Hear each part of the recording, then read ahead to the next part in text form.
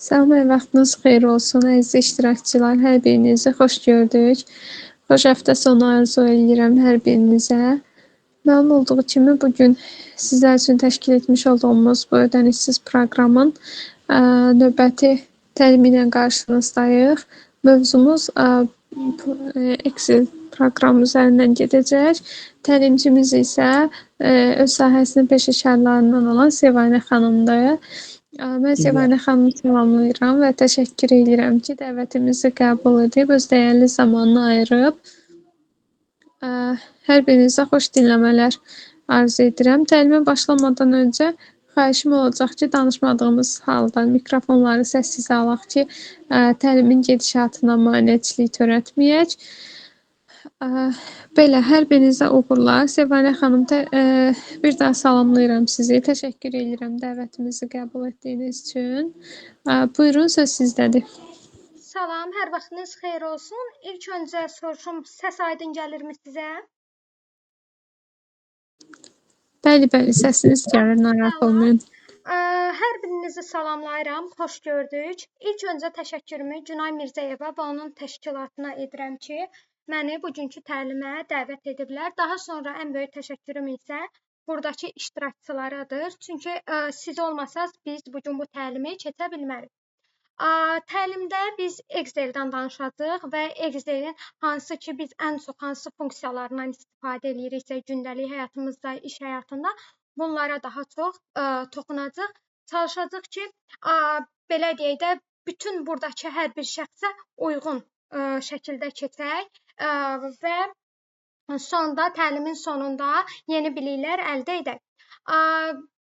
Bir şey qeyd edeyim, mən özüm hal-hazırda həm müəllimiyəm, həm də kompüter kursu üzrə təlimlər keçirəm. Bəzən ola bilər ki, sizə uşaqlar deyə müraciət edeyim. İndidən üzr istəyirəm. Çalışıram ki, çox vaxt dostlar çağırım sizi. Deməli, dostlar, necə eləyəcəyik? Təlimimiz necə keçəcək? Hər hansı bir sualınız olarsa, təlim zamanı mən izah elədiyim zaman səslərdə açıb sual verə bilərsiniz. Və yaxud da burada bircə dəqiqə ekranımı mən sizinlə paylaşım. Yəqin ki, artıq ekranım görünməlidir. Və yaxud da burada chat hissəsi var ki, chat hissəsindən də suallar verə bilərsiniz. Çalışın suallarınızı səsli şəkildə verəcəksinizsə, ilk öncə burada əl işarəsi var. Əli qaldırın ki, belə deyim də, mənim sözümü kəsməyin, mən sözümü tamamlayım və sizin əl işarənizi görüm, sizin suallarınıza cavab verim. Əgər sualınız yoxdursa, başlayaq təlimə. Aha. Çox ehtimal hələ ki suallarınız yoxdur, başlayaq onda. Aha, Excel-dən danışacaq bugün sizdən. Bildiyim qədərilə Excel dərsi bir dəfə artıq bir təlim keçirilib. Mən amma həmin təlimdə olmadığım üçün tam şəkildə nə keçirilib bilmirəm. Mən özüm də bu Excel-dən ümumi şəkildə danışacağam. Ola bilər ki, həmin təlim zamanında sizə nələrsə qaranlıq qalıbsa, suallarınızı verərsiniz, cavablandırar. Excel-i, baxın, biz gəlin lap təməldən danışaq. Biz, məsələn, Excel-i desktopumuzda, məndə hal-hazırda Excel proqramı desktopdadır, yəni mənim iş masamdadır. Və yaxud da bu Excel ola bilər ki, sizin iş masanızda olmasın.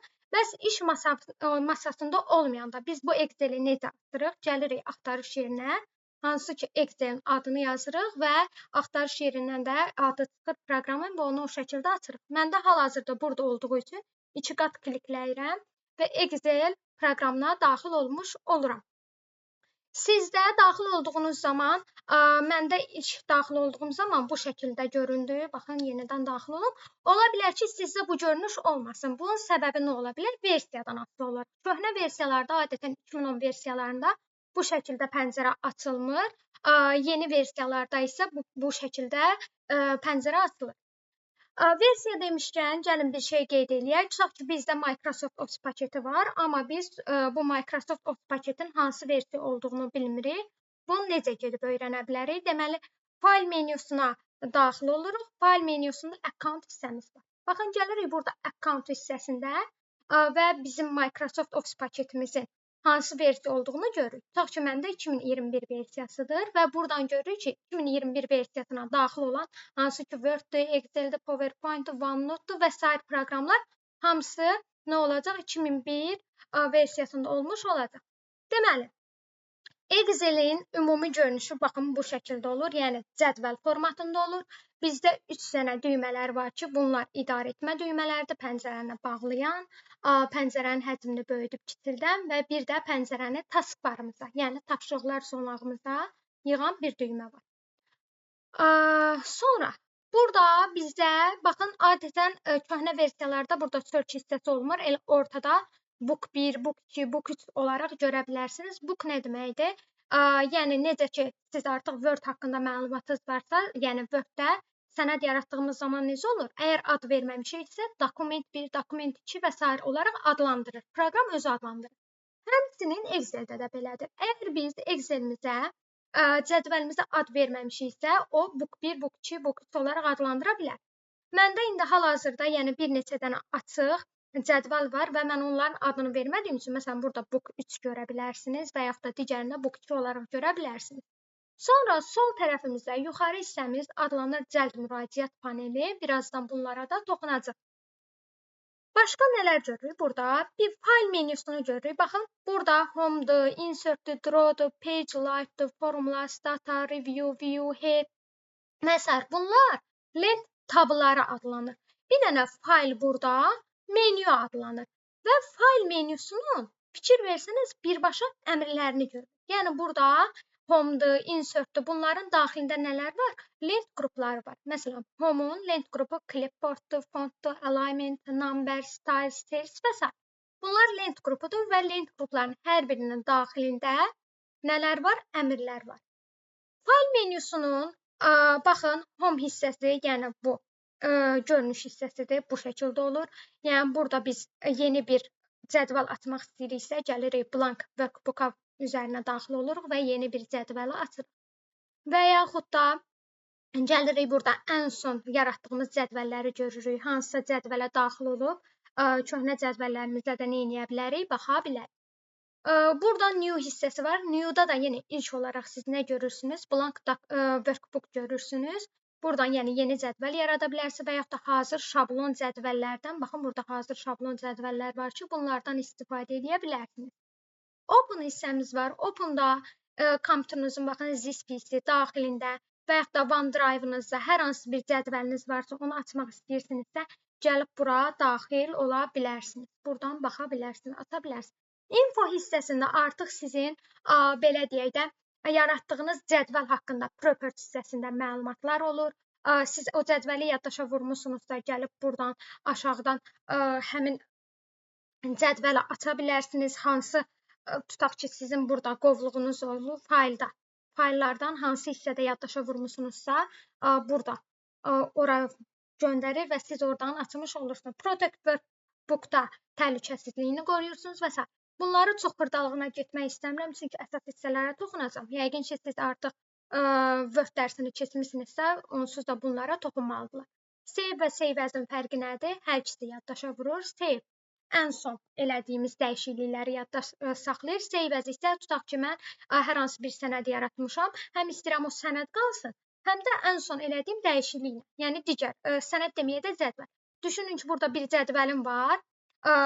Bir ay bundan qabaq yaratmışam. İndi daxil olub o cədvəldə müəyyən dəyişikliklər etmək istəyirəm. İstəyirəm həm köhnə versiyası qalsın, həm də yeni versiyasını mən götürüm.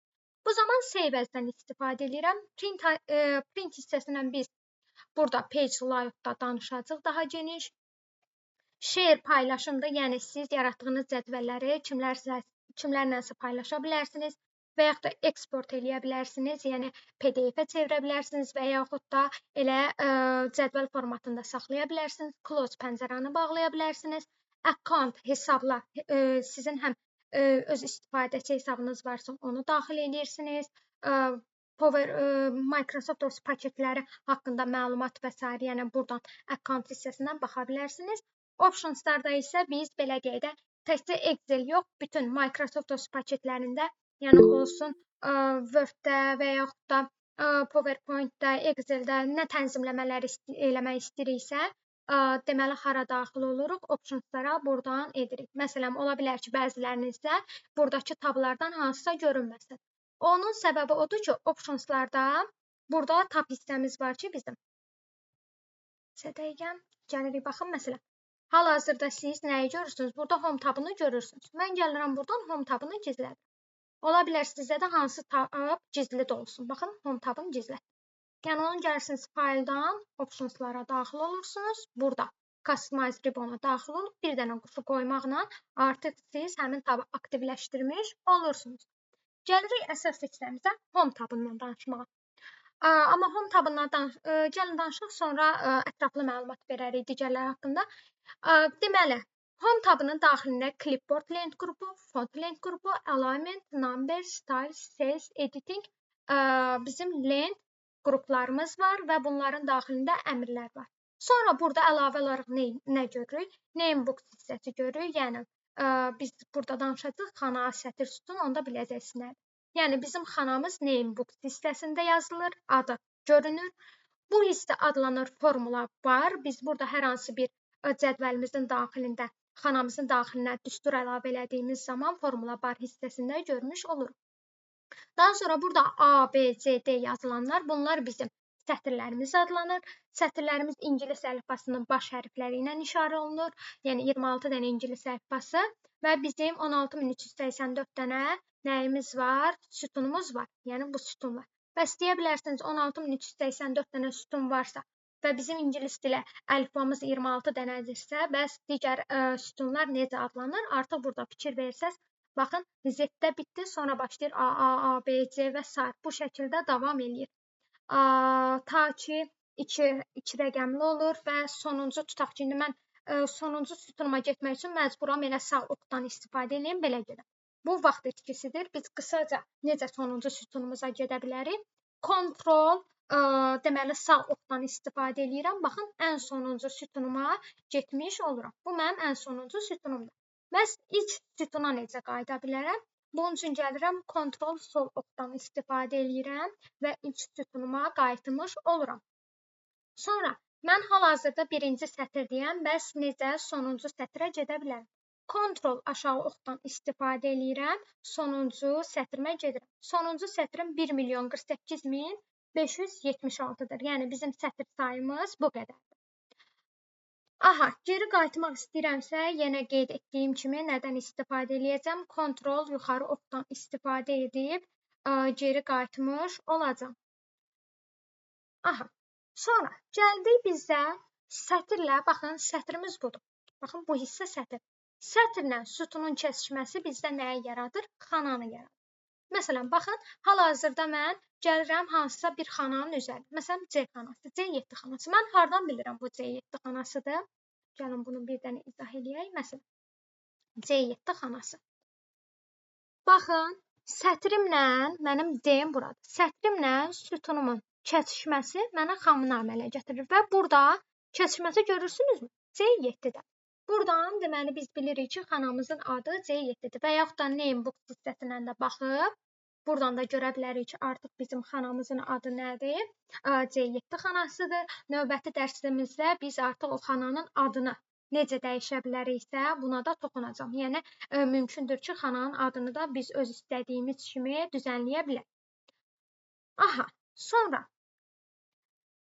xanamızı bildik. Sonra burada cədvəl şitlərimiz var. Şit 1, şit, daha doğrusu burada default olaraq şit 1-dir, amma biz şit 2, şit 3 yarada bilərik. Şitlər nə deməkdir? İşçi vərəqləri yaratmaqdır. Hansı ki, o işçi vərəqlərinin daxilində biz yenə cədvəllər yarada bilərik. Bəs bu şit 1-in deməli biz adını dəyişə bilərikmi və yaxud da üzərində hansısa bir tənzimləmələr eləyə bilərikmi? Bəli. Bunun üçün nə edirik? Gəlirik, baxın, aşağıda hansı ki, şitimizi adını dəyişmək istəyiriksə və yaxud da silmək istəyiriksə və s. necə eləyirik? Gəlirik, sağ oxu vururuq. Daha doğrusu sağ düyməni klikləyirik. Baxın, məsələn, mən onu silmək istəyirəmsə, gəlirəm, nə edirəm? Delete düyməsindən istifadə edib silə bilərəm. Və yaxud da adını dəyişmək istəyirəmsə, nə edəcəm? Rename-dən istifadə edəcəm. Rename-in üzərinə kliklədiyim zaman, baxın, adını dəyişib, tutaq ki, məsələn, yazmaq istəyirəm, olsun, cədvəlimin adı nə? Olsun, işçilər. Tutaq ki, gəlin eləyək, işçilər. Bu şəkildə edə bilərəm. Baxın, artıq mənim işçi vərəqimin adı dəyişdi oldu, işçilər. Və yaxud da onun yerini dəyişə bilərəm. Protect sheet təhlükəsizliyini qoruya bilərəm. Sheet vərəqimin rəngini tənzimləyə bilərəm. Baxın, buradan tutaq ki, gəlirəm, rəngini qırmızı edirəm. Baxın, digərlərinin rəngi ilə işçilər belə deyək, işçilər sheetim, yəni belə deyək də, elə sheet deyək, sheetimin rəngi artıq dəyişdi. İşçi vərəqimin və yaxud da gizlədə bilərəm. Baxın, işçilər vərəqini gizlətdim artıq, görünmür. Necə aktivləşdirə bilərəm? Gəlirəm hər hansı bir sheetimin üzərinə, sağ klik eləyirəm, burada unhide var. Unhide vurduğum zaman görürəm ki, burada nə olub? İşçilər sheetim, vərəqim gizlənib və mən onu nə edirəm oradan aktivləşdirmiş oluram. Üzərinə bir dəfə kliklədiyim zaman, baxın, gəlirəm bir dəfə, elə zaten bir dənədir, oku vururam və aktivləşdirmiş olur. Bir neçə dənə olduqda isə, yəni orada seçim haqqı özümüzdədir. Yəni hansını istəsək, seçib aktivləşdirə bilirik. Bundan sonra gələk buradan. Aha. Sonra işçi vərəqimin adını, yəni mən burada maksimum adında 31 simvoldan istifadə edə bilərəm, minimum isə 1 simvol olmalıdır. Və işçi vərəqinin adında bəzi simvollar var ki, onları istifadə edə bilmərik. Hansı simvollardır? Yəni həmin simvolları istifadə elədiyimiz zaman biz yəni həmin simvolları istifadə edə bilmirik. Hansı ki, faylların da adında, məsələn, faylın adında hər hansı bir simvolda istifadə elədiyimiz zaman bizə icazə vermir. Gəlin görək hansılar da olar. Məsələn, gələk buradan. Silək, amma dili bir dənə dəyişim. Sürülü sayım. İngilisindən çevirək. Baxın, kvadrat mötərizələr. Neçə dəqiqə? Qurulu mötərizə oldu. Baxın, kvadrat mötərizəni qoymaq istəyirəm. Hal-hazırda qoya bilmirəm. Və məndə belə bir pəncərə açılır. Burada deyilir ki, baxın, 31 xarakter, yəni maksimum 31 simvoldan istifadə edə bilərsən və işçi vərəqin adında qoşan nöqtə, tərs slash, düz slash, sual işarəsi, ulduz, kvadrat mötərizələrdən istifadə edə bilmərsən. Bunu bildirmiş olur. İndi gəlin bunun adını başqa bir şey qoyaq. İndi işçilər yazaq yenidən. Amma dili dəyişir.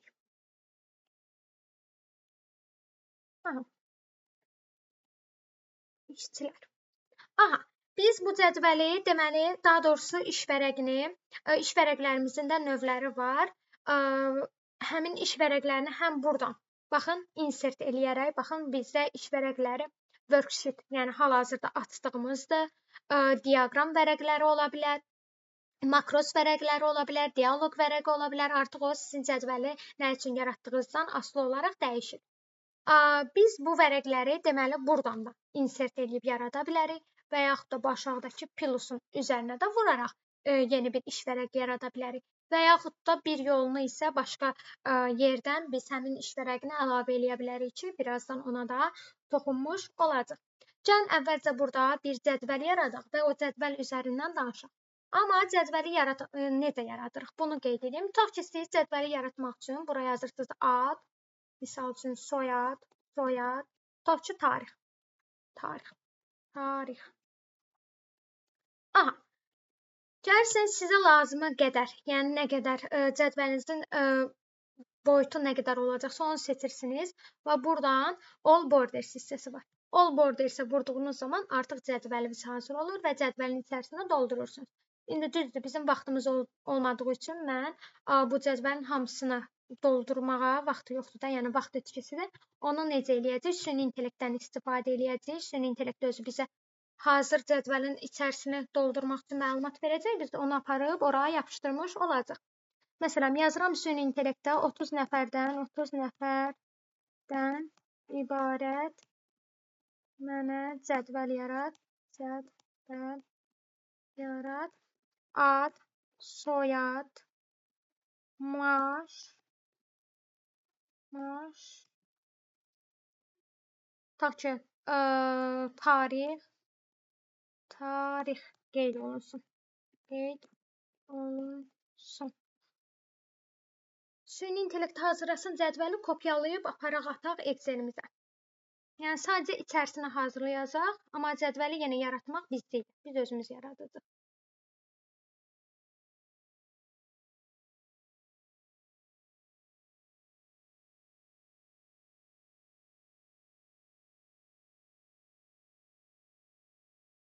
Aha, artıq yaratdı. Gəlin kopyalayaq, aparıb yapışdıraq.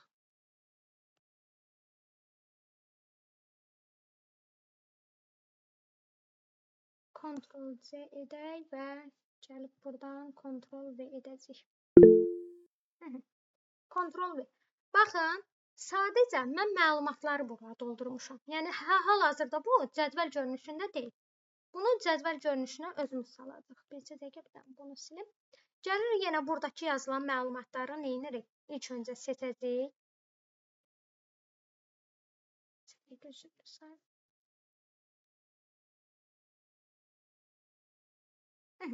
Seçdik, gəlirik buradan All Borders-ə.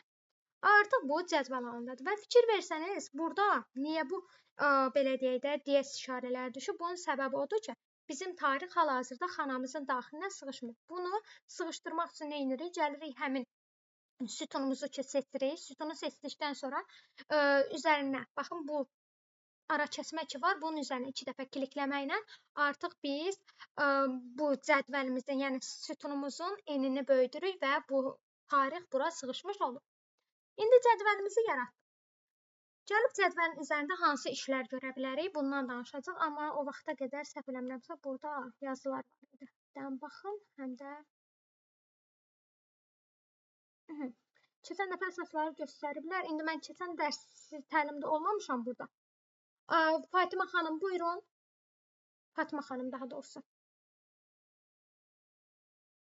Burada belə deyək. Onda siz cədvəl yaratmağı falan bilirsinizsə, gəlin keçək digər tablardan danışaq. Yəni hamı bilirmi cədvəl yaratmağı, cədvəllər üzərində düzənləmələr aparmağı? Bəli. Aha. Onda gəlin hansı hissələr ki toxunmayıb, o həmin hissələrdən danışaq. Misal üçün condition formatting hissəsindən danışılıb sizə. Baxın bu hissədə.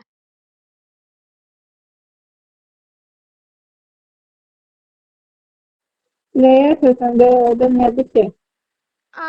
Bu cədvəl üzərində belə deyək də, tutaq ki, hansısa maaş cədvəli var sizdə. Ən yüksək maaş alan, ən az maaş alan və yaxud da hansı aralıqda kim maaş alır. Yəni təkcə maaşdan söhbət getmir də ümumiyyətlə. Və yaxud da Səbanə xanım, bəli. zəhmət olmasa siz ardıcıl davam eləsəz yaxşı olardı ki, bilməyənlər də vardı. Çünki yazdı ki, artıq biz bunları bilirik. Mən də ona görə məcbur olub o hissəni deməyə çalışdım. Səbanə xanım davam edin zəhmət olmasa. Ardıcıl? Bəli, bəli. Yaxşı. Gəldik. Mənim bir dənə sualım var deyə. Buyurun. Bu cədvəldə məsələn bir dənə yazılan var idi bizdə. Eşidirsiniz məni? Eşidirəm, amma səsiniz çox da yaxşı gəlmir. Bir dəfə deyəm də. Aha. Burada yazılım var deyə cədvəllərdə. Aha, hansı hissəni deyirsiniz? Ümumiyyətlə cədvəl olaraq deyirəm, cədvəllər var. Aha, bəli, buyurun. Biz o cədvəlləri kuranda bizdə elə bir nətər idi. Cədvəli yazırdı. Cədvəlin qabağına 1 yazıb 1.3.1 yazmaq istəyirdi. Onu nəsə deyəndə cavab gəlirdi, amma mən elə istəmirdim. Onu mən nəsə eləsə alındırdım, amma alında bilmədim. Ona görə keçdim Word-də yazmalı oldum. Onu Excel-də nətə yazmalılar? Sizin tam olaraq fikir və daha doğrusu sualınız mənə aydın olmadı. Nə demək istədiniz? Cədvəldir. Cədvəl belə nə deyim, summativ tipli cədvəldir. Onun o cədvəlin qarşısında belə kodları olur, nöqtələrlə. Aha. Onu yazmaq istəyəndə birincisində də ikincisindən qardımsa elədimsə, amma aşağı düşəndə aşağıda alınırdı. Yəni yuxarıda alınmadı. Bir qabağında onun istədiyi kodu yazmaq istədim, alınmadı. Siz ola bilsin ki, kodu düzgün yazmamışsınız. Siz yaratdığınız cədvəl nəyə aid idi? Yaratdığım cədvəl proqramla belə nətə deyirlər, bu məktəb proqramları olur ya, cədvəllərlə kimi. Tutaq ki, sahibinin adı, soyadı, KSK balları, eləmi? Yox, bu imtahan vaxtında hansı tarixdə nələrdən düşəcək şeyləri idi, adları idi. Mövzuların altından da kiçik summativ və ondan sonra da böyük summativ də onların zamanla, yəni sıralamaları var idi. Orada da kodlar var idi o cədvələ uyğun olaraq. Mən istədim ki, onu da yazım edeyim, heç cür alınmadı, Word-də eləməli oldum. Yəni siz belə deyim də kod yazırdınız, yazdığınız koda görə cədvəl özü hazırlanırdı. Bunu demək istəyirsiniz, yoxsa? Yox, Nömrələmək istəyirsiniz nömrələri. Məsələn, sıra 1, olaraq 2, 3, 4, 5. birdən aşağıya gedər. Yəni Baxın, məsələn, 1-dən siz 30-a qədər nömrələmək istəyirsiniz. Sadəcə əlinizlə yoxdur da, onu istəyirsiniz ki, avtomatik nömrələnsin, eləmi? yox, onu eləmişdim. Onun qabağında onun 1.3.1 kimi yazılmış forması vardı. Qabağında da o məsəl üçün Azərbaycan dövləti, sonra Albaniya dövləti bunların kodları vardı qarşısında. Hərəsi ayrı-ayrı. Ona görə sağ olun, bəli. Amma onun yanında kodlar vardı. Yəni 1.3.1. Onu yazanda o nəsə bir də hesablama edirdi. Siz artıq funksiyadan istifadə edirsiniz. O funksiyaları biz formula hissəsindən danışanda, yəni növbəti təlimdə vaxtımız çatsa, indi mən ora keçid eləsəm, bu hissə qalacaq. Onu izahı belə formulanın tabı. Baxın, buradakı düsturlardır. Yəni funksiyalardan istifadə edirik, vaxt gedəcək. Başa düşürsünüz? Tamam. Dərsimiz Yes. olacaq. Amma siz Oldu. istəsəniz mənim nömrəmi alarsınız, şəxsimə yazarsınız, mən sizə kömək eləyərəm. Yaxşımı? Olar, yazarsınız. Aha, yaxşı, oldu. Tamam. Deməli, harda qalmışdıq? Biz burada unutdum. Deməli, dedik ki, cədvəlin üzərində hansı işləri görə bilərik? Yəni, mən burada artıq clipboarddur, fontdur, bu hissələrə toxunmayacağam. Niyə? Çünki Word-dən yəqin ki, bilirsiniz. Burada alignment hissəsi var ki, Word-də yoxdur. Gəlin bura toxunaq. Məsələn, burada nə edə bilərik? Yəni, alignment-də nə iş görür? Baxın, görürsünüz, buradan, baxın, hal-hazırda wrap text aktivdir. Niyə wrap text nə deməkdir wrap text? Yəni, burada Məmmədova, baxın, xanıya sığışmayıb burada. Ona görə sanki kəsilib və aşağı düşüb. Əgər mən bu wrap textdə deaktiv eləsəm, baxın, Ctrl-A eləyirəm, cədvəli seçirəm, gəlib burada deaktiv elədiyim zaman yazılarım, baxın, sığışmır bura. Görürsünüzmü? Bəs sığışdırmaq üçün nə edə bilərik? Bütün yazılar istəyirəm ki, mənim sütunuma sığışsın. Bir var gəlib bir-bir tənzimləyim. Tutaq ki, indi məsələn, məndə bir dənə sütundadır da bu problem. Tutaq ki, gəlib burada C-ni seçirəm buradan. 2 dəfə klikləyirəm, düzəlir. Amma düşünün ki, bir neçə sütunumda var. Bunu necə edirik? Gəlirik cədvəli Ctrl-A eləyib seçdik. Baxın, bu hissələr seçilir. Bəli. Aha. Gəlib buradan format hissəsindən autofit column switch elədiyimiz zaman, baxın, artıq cədvəlimiz necə olur? Düzənlənmiş olur. Görürsünüzmü? Bu şəkildə. Sonra cədvəlin formatını dəyişə bilərəm. Baxın, cədvəlimiz hal-hazırda sadə bir görünüşün üstədir. Ctrl-A eləyirəm. Gəlirəm buradan format as table hissəsinə. Cədvəlimin formatını dəyişirəm. Məsələn, oku vurdum artıq. Cədvəlimin formatı dəyişdi. Görürsünüzmü? Və yaxud da gəlirəm rəngli cədvəl istəyirəm. Gəlirəm home hissəmdən. Format as table. Baxın, rəngli cədvəl. Yəni, artıq bu cədvəlin rəngli, rəngsiz olmağı və yaxud da formatının necə olmağı sizin özünüzdən asılıdır. Necə istəsəniz eləyə bilərsiniz. Sonra gəldik burada alignment hissəsindən buradan nəyi deməyə? Məsələn, mən burada gəlib bir dənə sətir əlavə eləmək istəyirəm. Sətir əlavə eləyib, ortadan işçilər sözünü yazmaq istəyirəm. Bunu necə eləyə bilərəm? Gəlirəm insert hissəsindən əvvəlcə bir sətir əlavə elədim.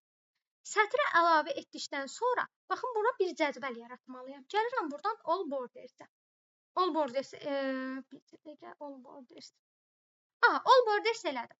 İndi baxın, mən işçilər yazıram. İşçilər. Tutaq ki, axı, məndə bu cədvəl işçilərdə, amma mən bunu ortadan eləmək istəyirəm. Görsünüzmü? Fikir versəniz, ortaya bu gəlmir. Çünki bu A sütunundadır. Bunu necə edə bilərəm? Gəlirəm, sətrimi seçirəm. Burada deməli, merge center hissəsi var. Baxın, üzərinə kliklədim. Necə oldu? Mənim xanalarım birləşdi. Daha doğrusu sütunlarım birləşdi və bir dənə xana əmələ gəldi. Və burada artıq işçilər nə oldu? Merge center idi. Birləşdir və ortala. Artıq bu işçilərim nə oldu? Ortada yazılmış oldu. Və gəlirəm buradan cell style hissəsindən. Tutaq ki, həmin sətrimin adını da, rəngini də daha doğrusu dəyişib başqa rəng etmiş oluram. Sonra gəldik buradan. Məsələn, mən burada ola bilərdi, indi qısa adlardır, amma istəyirəm ki, tutaq ki, məsələn, gəlin biraz sətrimizi böyüdək, sətrimiz belə olsun. Mən bu Məmmədovanı istəyirəm lap başdan yazılsın. Baxın, gəlirəm buradan top align-ı seçdim. Baxın, Məmmədova çıxdı yuxarı. Və yaxud da elə istəyirəm ortada olsun. Və yaxud da ən aşağıda olsun. Baxın, bu şəkildə tənzimləməni apara bilərəm.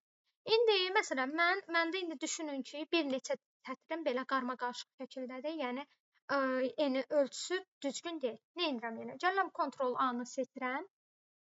Format hissəmdən artıq gəlib buradan Autofit Rus eləyirəm və nə edirəm? Cədvəlimi daha səliqəli şəkildə göstərmiş olurum. Burada alignment hissəsində, yəni mətnin sağdan, soldan başlanması və sair ortadan başlanması, bunu artıq yəqin ki özünüz eləyə bilərsiniz, rahat bir şeydir. Gəldik buradan hansı hissəmizə?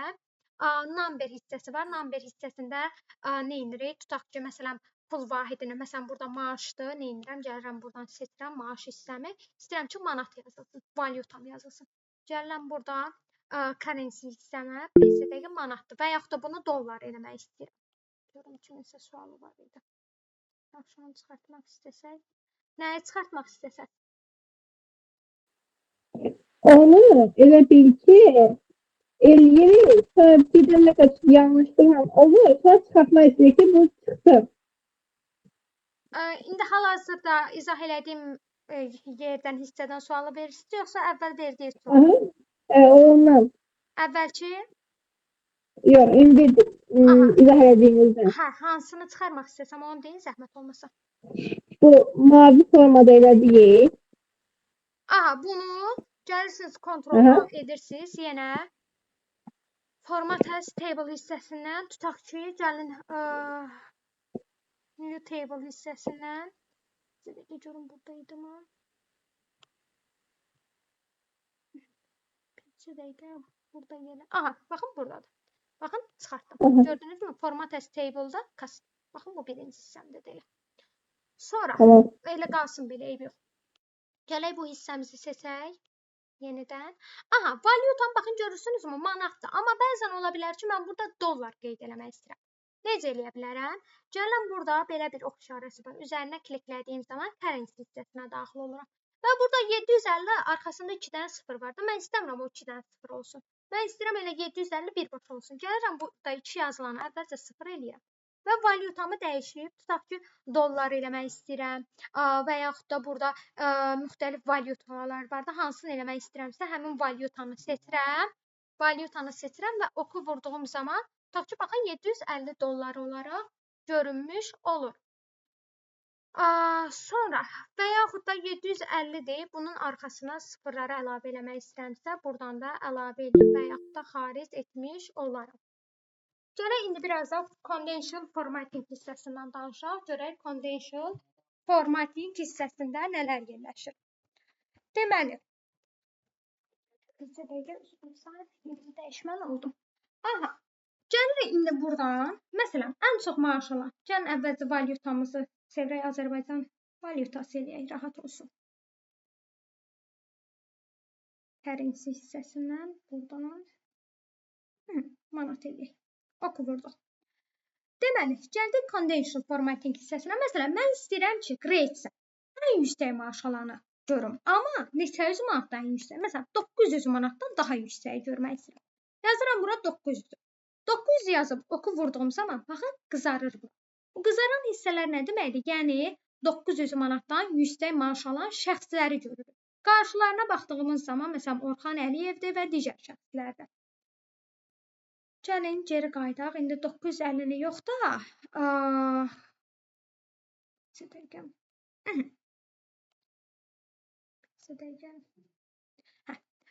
Gələk buradan. İndi yüksək maaşı bildik. İndi aşağı maaşı baxmaq istəyirik. Məsələn, mən istəyirəm, baxım görüm 500 manatdan aşağı maaş alan varmı? 500-ü vurduğum zaman fikir verirsiniz, burada heç bir rəng dəyişimi olmadı. Niyə? Çünki burada heç ümumiyyətlə 500 manatdan aşağı maaş alan yox.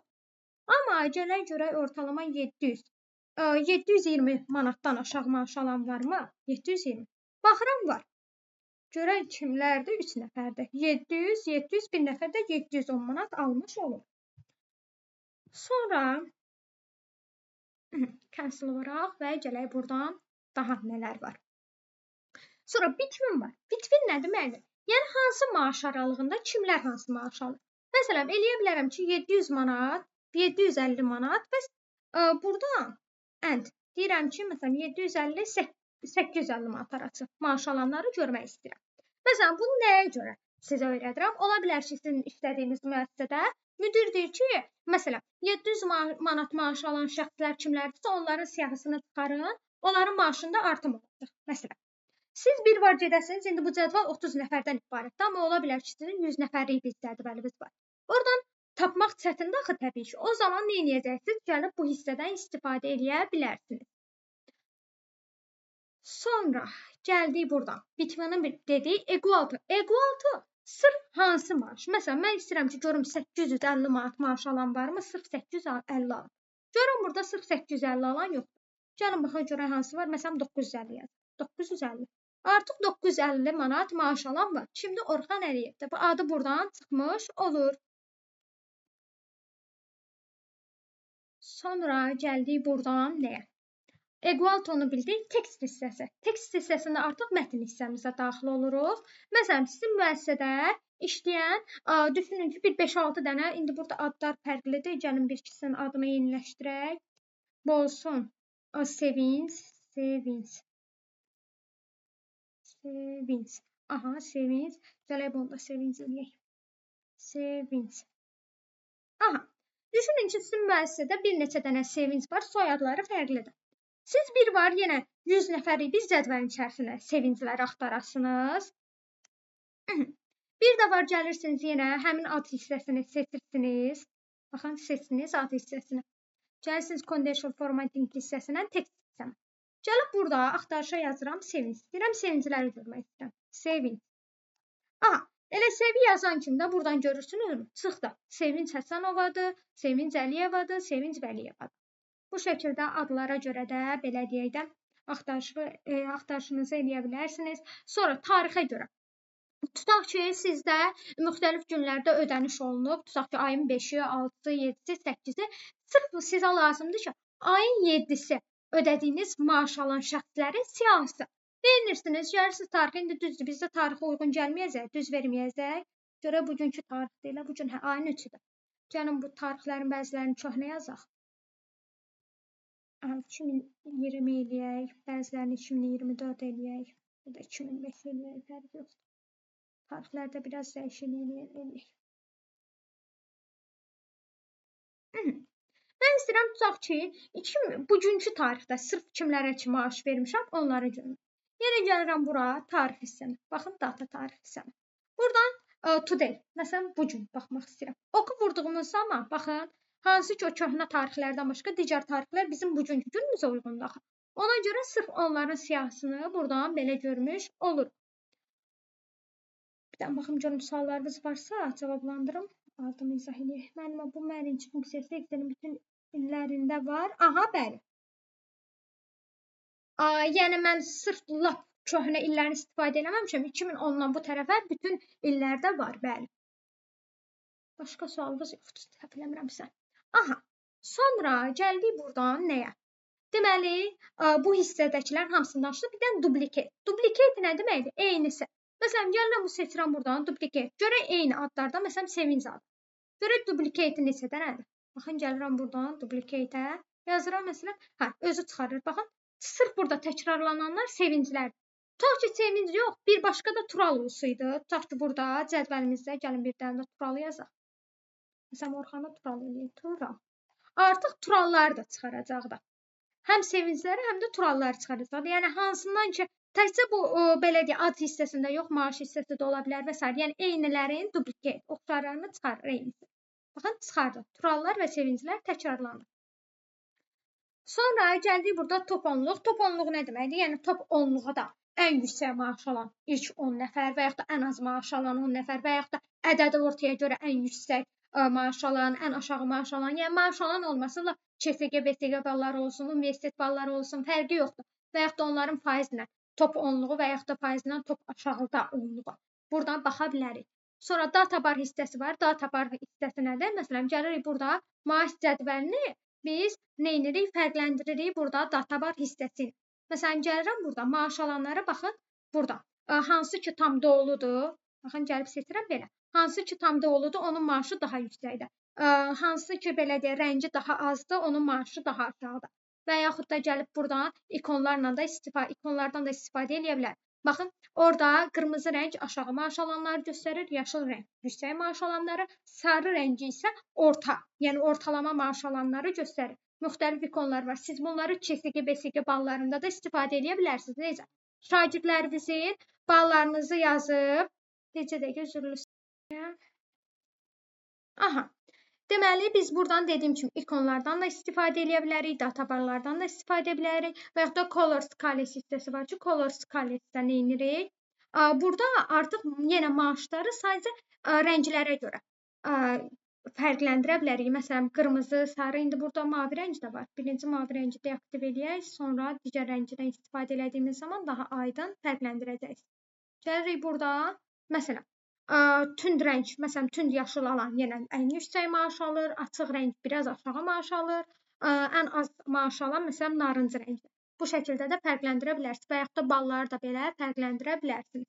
Bura qədər suallarınız varsa verin, yoxdursa keçirəm növbəti hissələrdən danışmağa. Aha, azın işarəsi ilə dollar işarəsini necə göstərdik bir dəfə də deyirəm. Baxın, gəlirsiniz, həmin pul hissənizi, maaş hissənizi seçirsiniz. Burada belə bir işarə var. Görürsünüzmü? Number format hissəsi. Üzərinə kliklədiz, currency hissəsi var, pul hissəsi. Gəlirsiniz burada, baxın, simvol. Simvoldan daxil oluram, hal-hazırda məndə manatdır.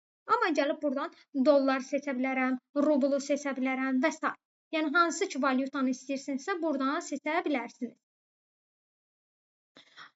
Düşünürəm ki, artıq bu hissələrdən suallarınız yoxdursa, keçək hansı hissəmizdə? Sales hissəmizdə. Sales hissəmizdə nələr var? Burada insert. Yəni, biz sətirlər, sütunlar əlavə eləyə bilərik və yaxud da xana əlavə eləyə bilərik. Düşünün ki, siz burada ad, soyad, maaş, tarix hissəsi yazmışsınız, düzdürmü? Amma maaşdan əvvəl siz soyad, bir də ata adını qeyd eləmək istəyirsiniz. Amma cədvəlinizdə bu yoxdur. Bunu nə edirsiniz? Gəlirsiniz, baxın, bu sütununuzu seçdiniz. Gəlsiniz insert hissəmə. Mən sütun əlavə eləmək istəyirəmsə, sütunumun adı columns. Bir dənə columns-u vurdum, baxın, boş yer qaldı. Boş yer açıldı. Artıq buraya yaza bilərsiniz ata adı. Yəni, bir dənə ata adı yazıb doldurursunuz. Və yaxud da olsun sətr hissəmdə. Tutaq ki, siz 6-cı sətirdən sonra bir boşluq qoyub, bir sətirdə əlavə eləmək istəyirsiniz. Gəlirsiniz, həmin sətrin üzərinə klikləyirsiniz, insert hissəsi. Insertdən artıq insert sheet proofs.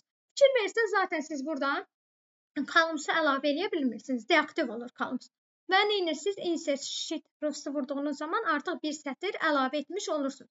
Xana əlavə eləmək istəyirsinizsə, gəlirsiniz hansısa hissəyə xananı əlavə eləmək istəyirsinizsə, oradan gəlib, yəni insertdən nə edirsiniz? Insert serisi əlavə edirsiniz və mən əvvəldə sizdən bu işçi vərəqləri haqqında danışanda dedim, işçi vərəqi plusa vurmaqla və yaxud da sağ klik edib buradan insert əlavə etməklə biz işçi vərəqi əlavə eləyə bilərik.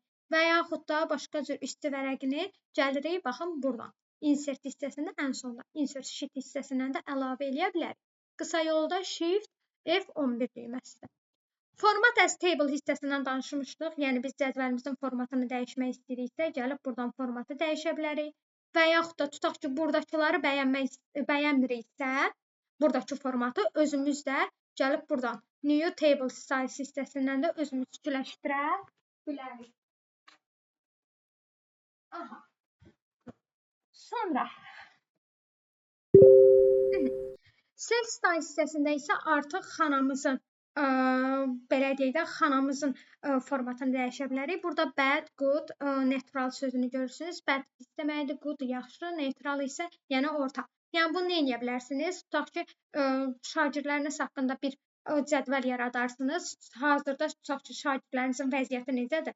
Yəni, pisdir, yaxşıdır, ortadır və s. Yəni, bunlardan, bu tiplərdən istifadə edə bilərsiniz. Məsələn, və yaxud da dediyim kimi, xananın daxildə rəngini bu şəkildə dəyişə bilərsiniz. Formatına baxın, buradan dəyişə bilərsiniz. Problem deyil buradan.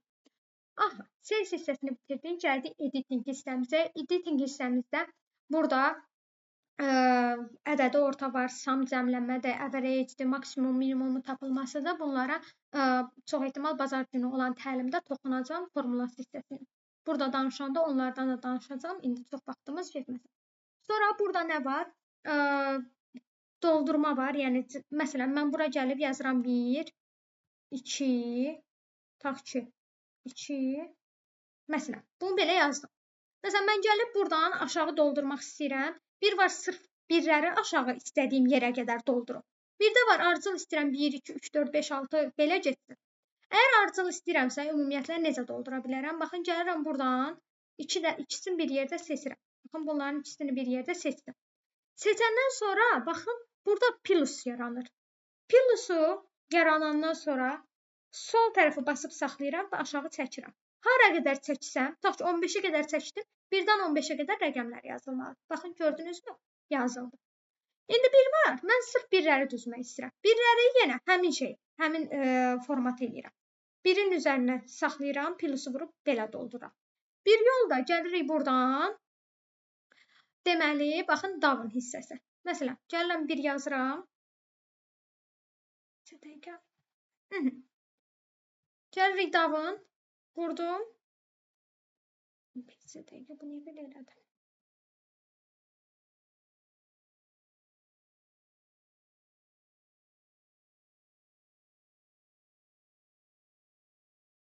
Bir sanitim olsun. Yox, belə yox. Aha, bu. Aha, baxın, deməli nə edirəm? Burada gördüyünüz kimi, baxın, bu cədvəlimin daxilində 1 yazılıb, düzdürmü? Mən bunu sağa doldurmaq istəyirəm. Right. Baxın, sola doldurmaq. İndi bunu başqa yerdə yazaq. Məsələn, biri buradan yazım, tam başa düşəsiniz. 1. Məsələn, bunu yazdım, gəlib seçirəm buranı. Gəlirəm bura. Məsələn, hara boş bircə dəqiqə. Yazdım. Aha. Left. Niyə belə edirəm? Sübdə sayın bircə dəqiqə. Belə eləməməliydim. Avtomatikdə olmalıydı.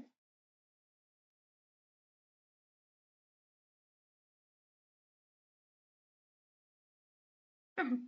Belə də olur. Mən istəyirəm buradan avtomatik olsun. Baxın, tutaq ki, davın aşağı, right sağa da olsun, up yuxarı, left sola. Buradan doldurmaq istəyirəmsə, nə edirəm? Bunlardan istifadə etmiş oluram. İndi hal-hazırda bu niyə belə oldu? Baş verdi. Normalda olmalıydı. Eybi yox, buna sonda bir dəfə də baxarıq. Gəldik buradan nəyə? Clear hissəmizə. Clear hissəmizdə nə var? Clear all. Baxın, bu cədvəldir. Tutaq ki, mən cədvəli Ctrl-A eləyirəm. Clear all eləyirəm. Yəni, hamısını silmək istəyirəm. Cədvəli bütöv şəkildə silmək istəyirəm. Və yaxud da cədvəlin üzərindəki formatı silmək istəyirəm. Baxın, cədvəlin üzərindəki format nə idi? Baxın, məndə all borders idi. Axı, cədvəl halında idi. Amma mən bunu neylədim? Sildim. Baxın, əvvəl bu şəkildə idi. Gəlin bir dəfə göstərək. Baxın, all borders bu şəkildə idi. Amma mən bunu neyirəm? Formatını təmizləyirəm. Gəlirəm buradan clear-a. Clear formatı qurdum və neylədim? Cədvəl halından çıxarmış oldum. Və yaxud da gəlirəm buradan, yenə əvvəlki formatına qaytaraq, hər birini göstərim. Ola bilər ki, siz buradan sırf nə edəsiniz? Content varsa contenti siləsiniz.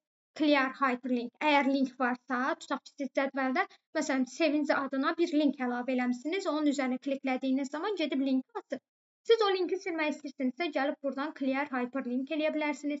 Və yaxud da cədvəli tamamilə silmək üçün Ctrl-A eləyib, baxın, buradan gəlirik, ola vurur. Onu vurduğumuz zaman artıq hamısı, yəni cədvəlin daxilində nə yazılmışdırsa, hamısı silinmiş olacaq. Sonra gəldik, bunu geri qaytaraq əvvəlki formatına cədvəlimizin.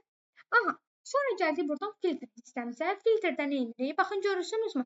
ICL-dir, RAF-dır, Nigar-dır, Elvin-dir, yəni qarma-qarışıq düzülür. Amma mənə lazımdır ki, bunlar tutaq ki, əlifba sırası ilə düzülsün. Nə edirəm? Gəlib seçirəm ad hissəmi, tutaq ki. Mən istəyirəm ki, bunu nə edeyim? A-dan Z-ə, yəni əlifba sırası ilə düzüm. Bu zaman bir şeyə fikir vermədik. Mən geri qaytarım, bunu qeyd edeyim sizə. Baxın, burada Aysel Məmmədova və yaxud da Rauf Əliyev. Mən əgər Rauf düşəcəksə aşağı, istəyirəm onun soyadı da düşsün.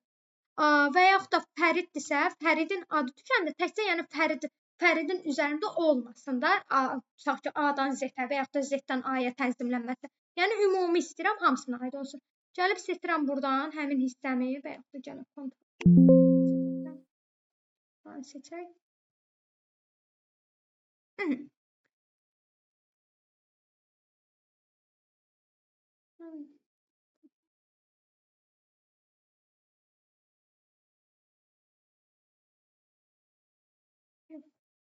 Mənə seçənək verməlidir. Bir dəqiqə baxım görüm.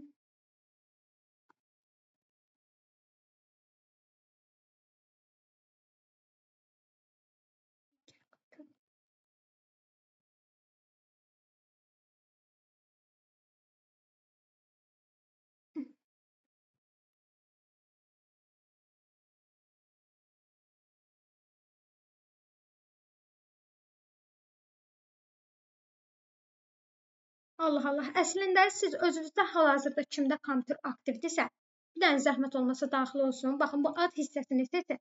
Sizə 2 dənə sorğu göndərəcəm. Mən onun istəsəz dərsdən sonra da şəklini çəkib atarım. 2 sorğu göndərir. O sorğuda nə olur? Biri var sırf ada görə, yəni ancaq adlar əlifba sırasına görə düzənlənsin.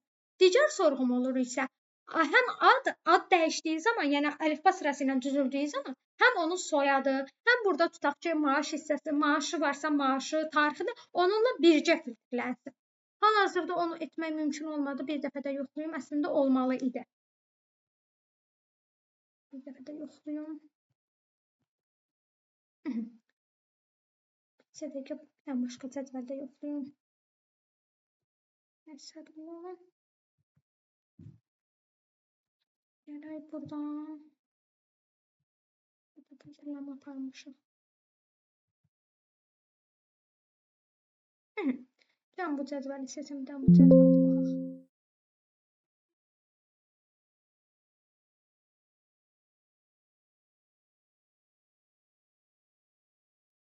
Niyə bu mənə sorğunu göndərmir? Sorğunu göndərməlidir. Dediyim kimi, siz özünüzdə bir dənə yoxlayarsınız. Kimdə ki, kompüter aktivdirsə, onu yoxlayar, elə burada geri dönüş eləyər, yaxşımı?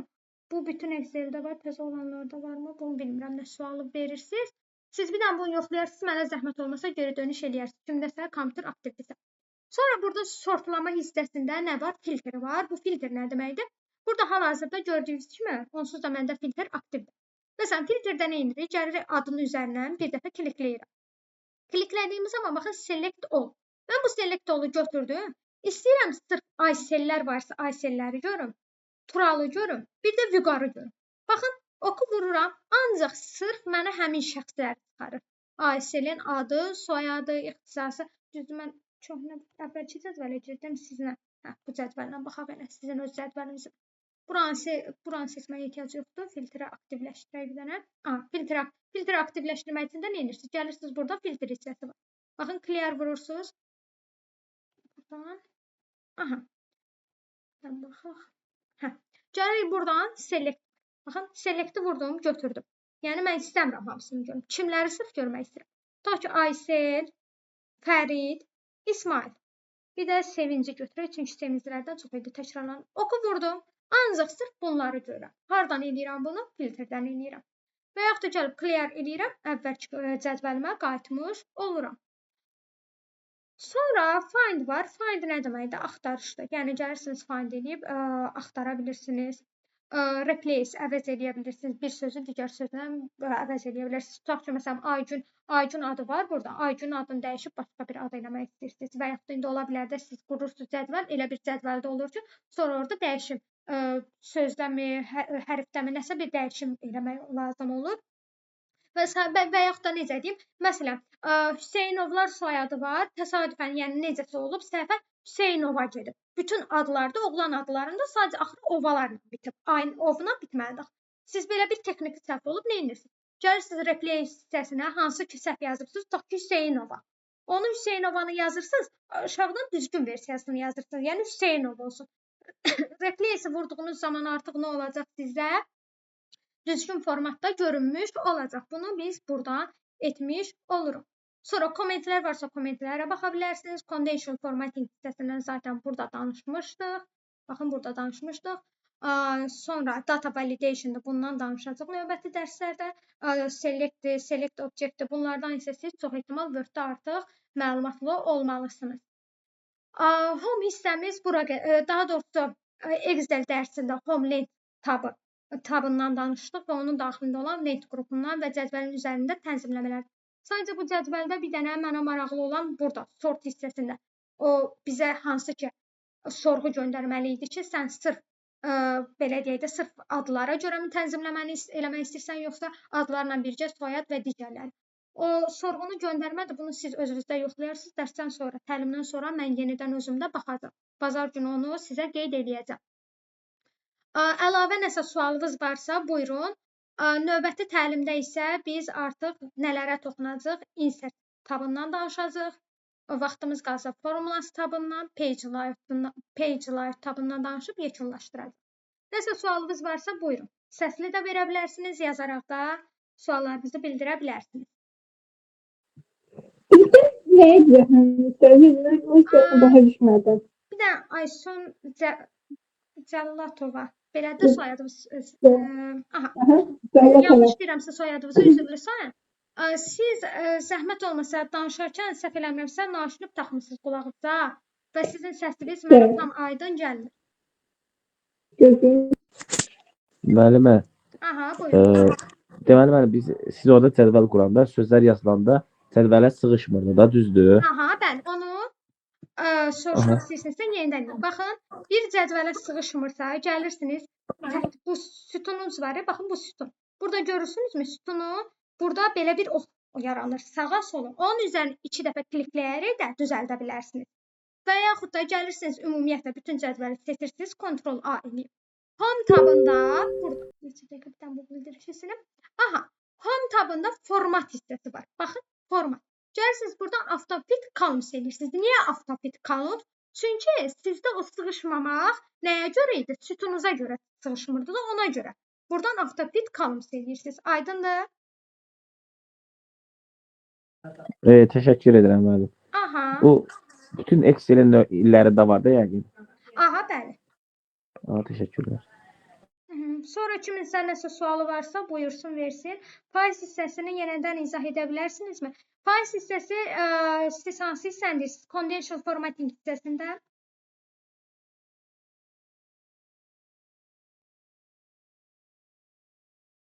Zəhmət olmasa bildirərsiniz.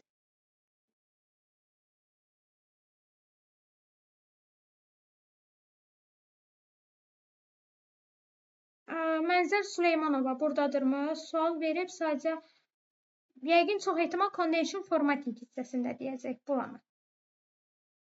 Gələk sizin elə cədvəli bizə daxil olaq. Buradan. Tutaq ki, manatdan danışırıq. Yəqin ki, buranı deyəcəksiniz. Bu toponluqda faiz. Yəqin buranı deyirsiniz faizinə görə yuxarı aşağı. Yenə bu da eyni qaydadır. Yəni eyni prosesdir. Top onluqda ən yüksək tutaq ki, maaş alan və yaxud da top onluqda faizinə görə ən yüksək maaş alan. Yenə də faizi daxil elədiyiniz zaman orada faizinə görə artıq sizə tutaq ki, maaşdırsa, baldırsa çıxmış olacaq. Aha, buyurun. Sonra suallarınız varsa cavablandırın. Bizdən nəyə düzəltməyimiz istəyirik kompüterdən? Necə? Dediniz, kompüterdə işləyin, nəsə düzəldim, mənə xəbərdarlıq edin, yəni məlumat dedim ki, bu filtrləmə hissəsi var idi. Baxın, bu filtr. Normalda filtrləmədə bizdə tutaq ki, A-dan Z-ə, yəni əlifba sırası ilə mən sırf A hərfləri, B hərfləri, yəni varsa o şəkildə düzənləmə olmalı idi. Əlifba sırası ilə. Sadəcə mən yoxladım, məndə hal-hazırda niyə belə oldu bilmirəm. Sorğu göndərməli idi 2 dənə. Sorğunun biri olmalı idi ki, sən sırf adları mı əlifba sırası ilə düzmək istəyirsən? Və yaxud da adlarla bircə onların soyadı, maaşı, tarixi bunlardan filtrlənsin, daha doğrusu belə deyək də sortlansın. Yəni o məndə hal-hazırda o sorğu vermədi. Mən onu dedim. Bir dənə yoxlayarsınız, özünüz də geri dönüş edərsiniz.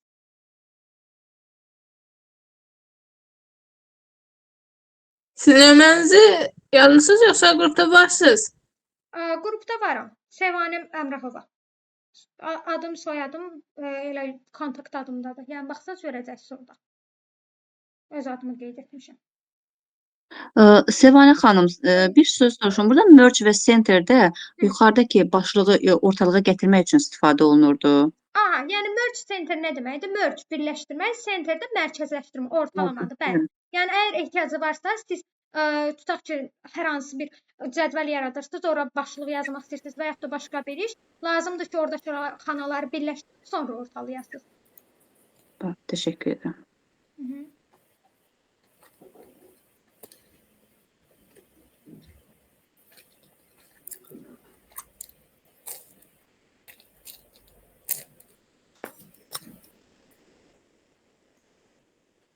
Günay xanım, buradasınız? Bəli, bəli, buradayam Səvanə xanım. Aha. Suallar yoxdursa, istəyirsiniz təlimi yekunlaşdıraq. Ya mənim bir dənə sualım var. Aha, buyurun. İndi mən kompüteri açdım. Aha. İndi bu kompüterdə əsasən nə qarım? Daxil olun Excel-ə. Hal-hazırda Olmuşam. vaxtımız olmayacaq, çünki siz cədvəl yaratmalısınız. Orada ən azı bir 5-6 nəfər ad yazın. Ad, soyad, maaş, tarix və s. onları qeyd eləməlisiniz və daha sonra Aha. onu filtrləməlisiniz. Sizdən yazıb fərqi yoxdur. İstəsəz bazar günü və yaxud da indi. Birazdan da, yəni hal-hazırda yəqin ki, yaratmağı biraz uzun çəkəcək. Yəni WhatsApp-da yazarsınız, mən sizə köməklik eləyərəm. Tamam, amma nə mənə bu yazarsa, orada o qədər insan var, mən ona hadan biləcəm hansısı. Aha, yaxşı. Günay xanım, icazə varmı qeyd eləməyə nömrəni? Bəli, bəli, əlbəttə. Günay xanım, bu səfər niyə belə gec məlumat vermisiniz? Biz mən əvvəlcə 9-da qoşula bilmədim, öz Excel-i gözləyir. Aha, nömrə budur.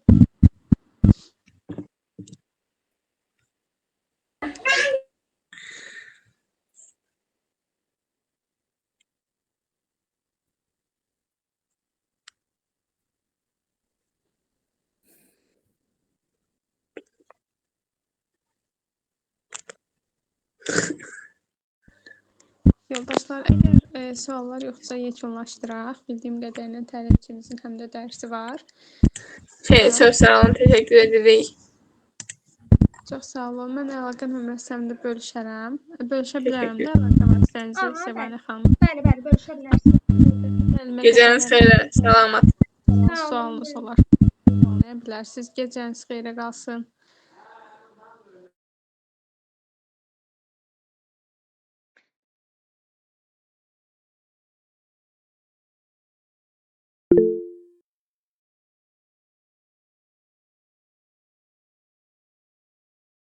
Aha, buyurun, sağ olun, gecəniz xeyrə qalsın.